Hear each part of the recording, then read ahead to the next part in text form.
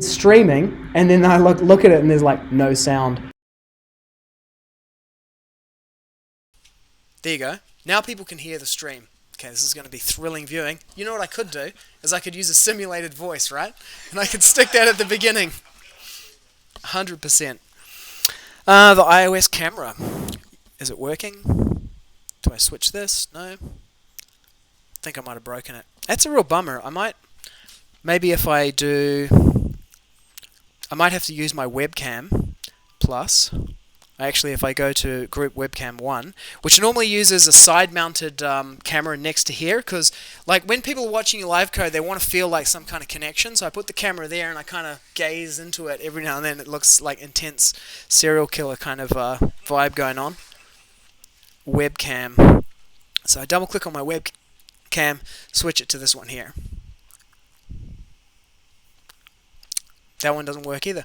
It might be because I'm connected to this thing, I think, which is a bit of a bummer. It's a bummer. So what you'd normally see there that scrolling text at the bottom of that screen on the left. You normally see my head there, and I got a green screen, and OBS includes this green screen filter so your head floats over the code. It looks awesome. Except when you get the green screen kind of wrong, and then there's like your head floating over the code, and then there's like part of your kitchen in the background.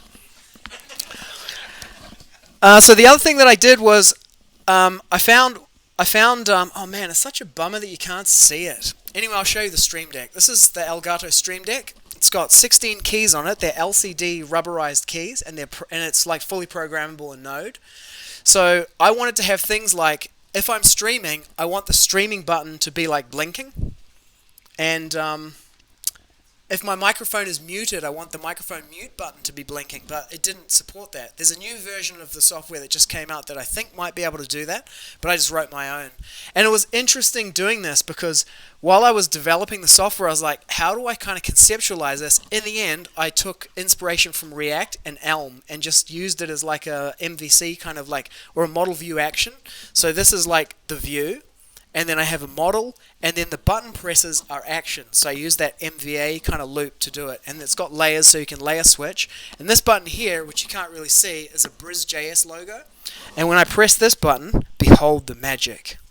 If I go to my Twitter account here, you can see my last tweet was on December the 1st when I was doing some Minecraft coding with MagicCraft. If I press this button, I'll just turn off Do Not Disturb so you can see it in its full glory. So I press this button here. Oh, see that?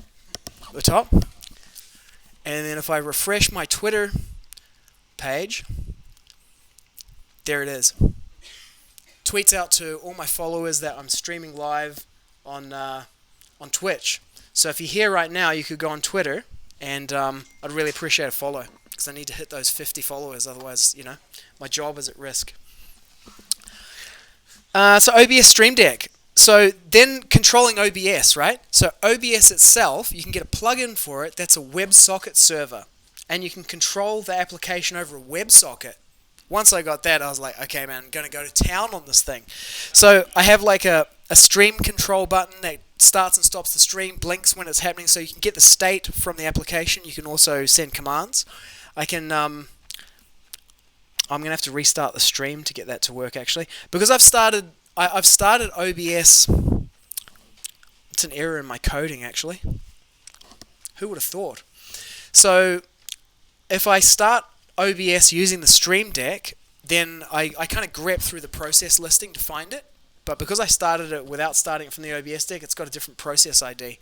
So I'm just going to have to quit. Apologies to everyone watching live. We'll be right back after this short break.